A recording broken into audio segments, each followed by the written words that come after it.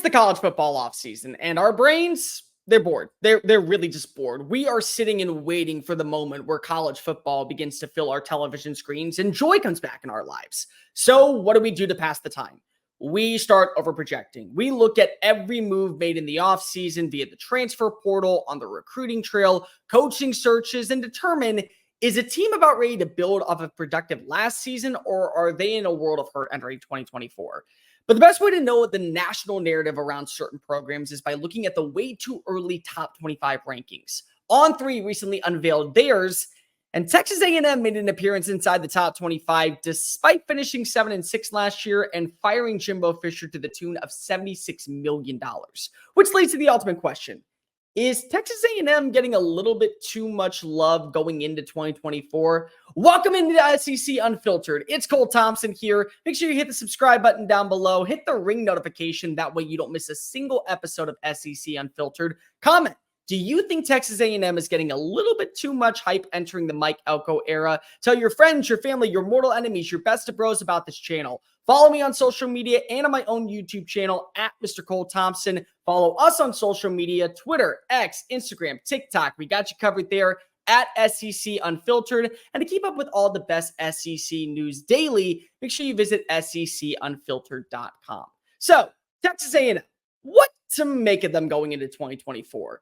This is a team that does have the potential to really break out going into next season because of change was needed. And they still have a roster filled with 5-star and 4-star talents that eventually could end up being household names in the SEC. But we also have to realize where Texas A&M is after last season. Jimbo Fisher finally was willing to make changes that were probably necessary after the 2021 season when you went 8-4, after you were expected to build off of a 9-1 Orange Bowl finish. Well, that didn't happen. Daryl Dickey stayed on cast as the offensive coordinator, which really meant Jimbo Fisher was still running the offense, which ended up leading to a 5-7 finish in 2022 and the 101st ranking in scoring offense with really talented weapons. Guys like Evan Stewart, guys like Chris Marshall, guys like Anaya Smith, Moose Muhammad. That wasn't going to cut it. So he made a change and brought in Bobby Petrino. Petrino's offense was working, but there still were mitigating flaws across the roster, including the offensive line, defensive inconsistencies at linebacker and in secondary play, and definitely led to the ultimate firing of Fisher because he wanted to hitch his wagon to his morals, his values, his ethics. Now a change is coming, and it's a necessary one. It's one that many fans projected would be the case after Fisher was fired following a win against Mississippi State. Mike Elko. Mike Elko is a bread-and-butter, no-nonsense defensive guru who will get the best version out of his players regardless of the level of competition. And if you don't believe me, Texas A&M doesn't need you to believe them either because they've seen it unfold in their time working together. Elko was the defense coordinator for 4 years underneath Jimbo Fisher in 2018 to 2021 before he got the job at Duke. And you got to remember, Texas A&M's defense was the reason why they were competitive in 2020 and nearly made it to the college football playoff. They had the number 2 ranked run defense, and a year later, they had the number 3 ranked scoring defense, which ultimately was a major factor for the university to hire Elko back from Duke after going 16-9 during his 2 seasons. Oh, and by the way, let's also add in the fact that Duke is not known as a football school. They were coming off of back-to-back lackluster seasons underneath David Cutcliffe. And within 1 season, Elko goes and turns them into a 9-win roster that wins a bowl game, and he becomes ACC Coach of the Year. So that's now your leader in command, and you know that he is going to get the best version out of these players, mainly because he recruited half of them. But the question turns to, is this enough hype to say that this is a team that could be top 25? One thing that I've always noticed with Texas A&M is they will put the wagon before the horse. They always think that they are the bee's knees. They are the top-notch team because of the recruiting, because of the transfer portal, because of NIL funds. They've embraced what is the future of college football. Nobody can take that away from them. But results have not been kind over the last 2 years. 5-7 finished in 2022, 7-5 finished during the regular season in 2023. The last 2 seasons, quarterback play has been absolutely abysmal. And it's really not their fault. It's due to the offensive line inconsistencies. That was a turnstile underneath Steve Adazio, which, good news, he's no longer coaching the offensive line. Adam Cushing, who just developed Graham Barton into a first-round talent, will now be running the show on College Station. And the offensive consistencies maybe are going to pick up now because if you have a legit coordinator that is going to have full control of the playbook in Colin Klein. Klein is known for what he did back when he was a player at Kansas State. More importantly, he was able to get the best version out of Avery Johnson and Will Howard the last 2 years. Kansas State won the Big 12 title. That's a guy now leading your offense for whether Connor Wegman takes over as the full-time starter, Jalen Henderson. You want to go with maybe another guy that comes in like Miles O'Neill. You have options at quarterback. And this could be an open competition because, again, it's Elko's team. He can do whatever he wants. But we always put the wagon before the horse when it comes to Texas A&M. Top 25 ranking, top 25 ranking, top 25 ranking. You think after a while we would learn maybe lower the expectations. That way, when you hit your overall goal, fans are really excited. They believe that this is a team that could enter the year with absolute expectations of making it to the college football playoff. And then you don't have to worry about when you finish 8-4. If you project to be an 8-4 team and you finish 8-4, you did your job. But going into the year, Texas A&M has the preseason win total of 8.5. Is that a little high? Somewhat, especially when you don't know what most of this roster is. A&M is a top 25 returning roster according to ESPN's Bill Connolly with returning production, and they have some really qualified players who could eventually become household names in the SEC. Moose Muhammad was hindered by the offensive play calling underneath Jimbo Fisher, but he was a 4-star wide receiver coming out of Charlotte and could be the replacement for Aniyah Smith. Jahade Walker was phenomenal in replacement for Evan Stewart most of the season, and you have 3 running backs headlined by Reuben Owens and Amari Daniels, plus Le'Veon Moss, that really could be difference makers taking pressure off of a guy like Connor Wegman, who is coming off a season-ending surgery. They also went out and they added in a ton of players. Like the transfer portal for Mike Elko this year was like 1 little, 2 little, 3 little transfer, 4 little, 5 little, 6 little transfer. Let's add another transfer. Oh, we got 24. And that's what they have going into 2024. 24 new players that will don the maroon and white this season, some of which are going to be plug-and-play starters, especially on the defensive side. You get Big Ten sack leader Nick Scourton joining in College Station, a place that he knows far too well because he grew up right down the road in Bryant. You also bring over a guy like Jaden Hill, the Florida cornerback, Scooby Williams, the plug-and-play linebacker who has experience working underneath Jay Bateman, the new defensive coordinator, and Will Lee was a plug-and-play defensive back that actually got great results when on the field last season at Kansas State. So all of them should come in and be bona fide starters from the jump. The question turns to, is that enough for you to feel confident? To me, this comes down to 3 main things. Number 1, offensive line play. The quarterbacks were always under pressure, which led to injuries, which led to constant change at the position. Go back to 2022. You had to start off the year Haynes King. Then you turn to Max Johnson, who by week 5 is out with a thumb injury. Then you turn back to King, and Connor Wegman has to close out the year in a 5-7 lackluster finish. Last season, Wegman wins the starting job. Week 4, he's out for the remainder of the year due to a foot injury. Johnson comes in, he gets plastered in the ribs, which leads to Jalen Henderson coming in, which eventually leads to you having to turn to yet another quarterback in the bowl game against Oklahoma State. The offensive line has got to be better. They have the talent. They have exceptional talent, whether it be Trey Zune, Ruben Fothery, Chase Basantis, names coming on in this upcoming year, Mark Naboo, Cam Dewberry.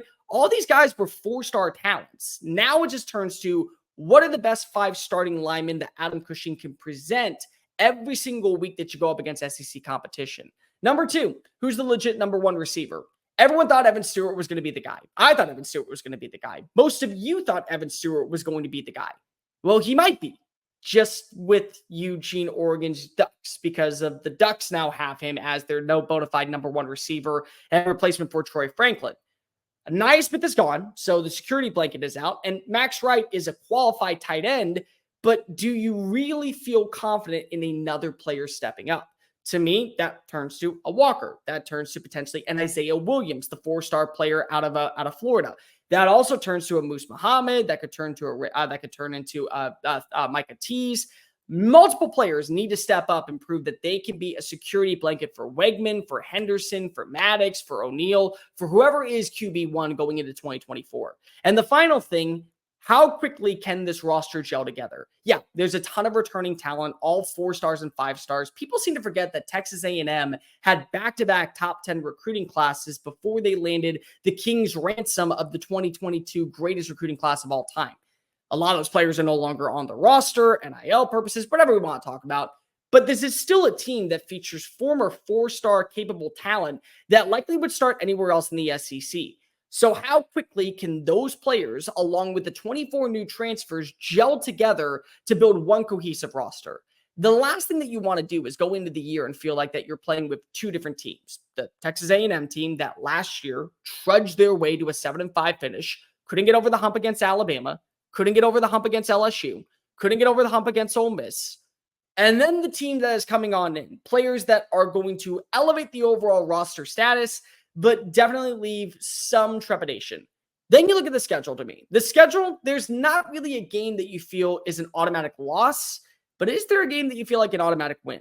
Start out the year against Notre Dame at home, then McNeese State, Florida Bowling Green, go to Arlington to take on Arkansas in the Southwest Classic, return back to Kyle Field to take on Missouri, Mississippi State, LSU, South Carolina, New Mexico State, Auburn, and Texas to close out the year. Of those games, you could probably say at least 7 of them are toss-ups. Missouri's probably a toss-up, not knowing what their roster is going to be. Auburn's a toss-up. Mississippi State is a toss-up. And I would probably at least throw Florida, South Carolina, and more than likely Arkansas into the mix. Wins, I would say probably McNeese State, Bowling Green, probably Mississippi State leans more so in favor of a win. And then, of course, you got to throw in New Mexico State late in the year. Do you feel like that your roster is built qualified enough by the season's end to be able to contain with an Auburn, to be able to contain with a Texas, to be able to march into Williams-Brice Stadium and take down South Carolina?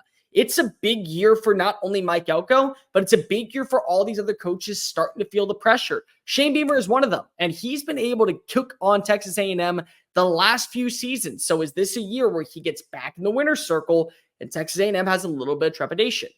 I think it's way too early to put Texas A&M in any top 25 ranking. Not saying that they can't be a team that's really well put together. In fact, you look at this roster, they may be the surprise team in the SEC. Would it shock you to see Connor Wegman fully healthy lead the SEC in passing yards? Would it shock you to see an offensive line that isn't a complete and total mess actually hold their block long enough to create separation for wide receivers to break downfield, running backs to find open creases for substantial gains, and a defense led by Mike Elko that even in the ACC, they drastically turned the corner with lesser talent in Durham.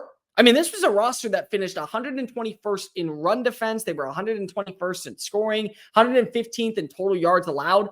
And then they ended up finishing inside the top 50 in every single metric and only built off that a year later, going 7-5. They can have the results that I think everyone is expecting. The question turns to how quickly can this team gel? How quickly can this team build? And how quickly can they have one mind, one notion, and one ultimate end goal? Until I see it unfold, it's very challenging to say Texas A&M is a preseason top 25 team. I'd probably say that they were a top 50 team, maybe even a top 40 team. But you have to realize that expectations need to drastically be simmered just for the start of the year. As the year progresses, you can start saying, we don't need to lose this game. We don't need to fall apart in this game. But for now, until we see everything start to really mesh together, spring practice will give us a better inclination of that. It's hard to say that Texas A&M belongs in any preseason top 25 ranking. Hey, to bring it to the Aggies, you're a good team. You can be a great team underneath Mike Elko. It just may take a season or two to get things rolling and underneath the belt at Kyle Field. Make sure you hit the subscribe button down below, the ring notification. That way you don't miss a single episode of SEC Unfiltered. Subscribe to the podcast, iTunes, Spotify, Apple Music, wherever you get your podcast listening systems. Follow me on social media at Mr. Cole Thompson. Follow my YouTube channel at Mr. Cole Thompson. Follow us on social media, TikTok, Twitter, Instagram, Facebook at SEC Unfiltered. And for all your great SEC content, make sure you check out SECUnfiltered.com. I'm Cole Thompson. Until next time, later, folks.